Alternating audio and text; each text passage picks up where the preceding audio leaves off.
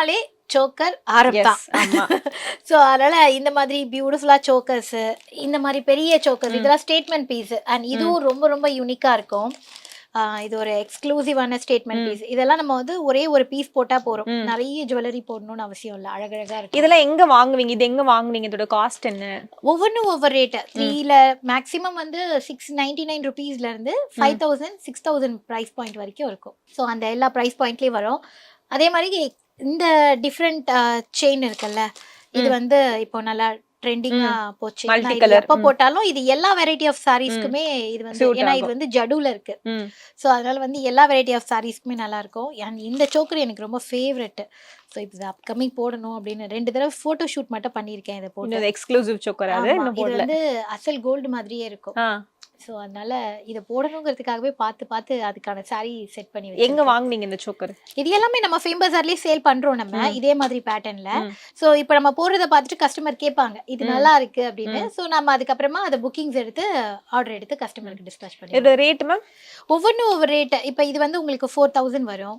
So இது வந்து பாத்தீங்கன்னா உங்களுக்கு 65 வரும். ஓகே. இதுலயே வந்து ஜுவல்லரியை பொறுத்த வரைக்கும் சீசெட்டு, ஆன்டிக்கு, மேட்லயே different variety of quality and brass பேட்டர்ன்ல இருக்கு. இது இருக்கலயே ஹை குவாலிட்டி. சோ நம்ம இது அப்படியே வச்சிருந்தா கூட 6 மாசம் ஆனாலும் இது கருக்காது. வெளியவே வச்சிருந்தாலும் ரூம் டெம்பரேச்சர். ஏன்னா நான் இங்க அப்படியே தானே வச்சிருக்கேன் பாக்ஸ் பாக்ஸா. சிலதெல்லாம் கவரே இல்லாம தான் இருக்கும், அப்படியே தான் இருக்கும், ஒண்ணுமே ஆகாது. இதே மேட்டா இருந்துச்சுன்னா நமக்கு கருத்துரும். மோஸ்ட்லி நான் மேட் ஐட்டம் விற்க மாட்டேன்.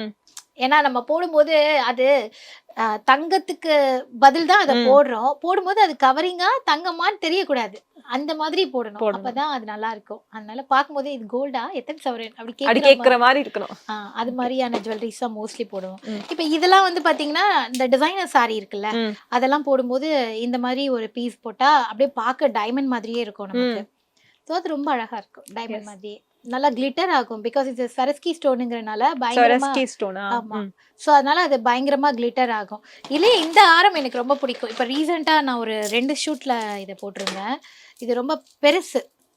ஒன்னு போட்டாலே போதும்ல, இது ஒன்னு போட்டிங்கனாலே நல்லா கிராண்டா இருக்கும், ரொம்ப அழகா இருக்கும் இதெல்லாம். ஸோ இதுலயுமே அதே மாதிரி ஃபுல் மீனா ஒர்க் பண்ணியிருப்பாங்க. ஸோ பாத்தீங்கன்னா உங்களுக்கு ஒரிஜினல் ஜடு ஸ்டோன் இருக்கும், ரொம்ப டீடைல்டா இருக்கும் இதோட ஒர்க்மேன்ஷிப், ரொம்ப ரொம்ப சூப்பரா இருக்கும். நமக்கு மைன்யூட் ஒர்க் பண்ணிருக்காங்க.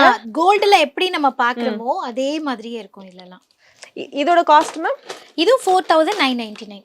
அந்த மாதிரி பிரைஸ் எல்லாமே கேட்பாங்க. நான் பேட்டா பிரைஸ் அடிக்க ஆமா, அது 999ல முடியுது அந்த மாதிரி கேட்பாங்க. அது பழக்கமாயிருச்சு.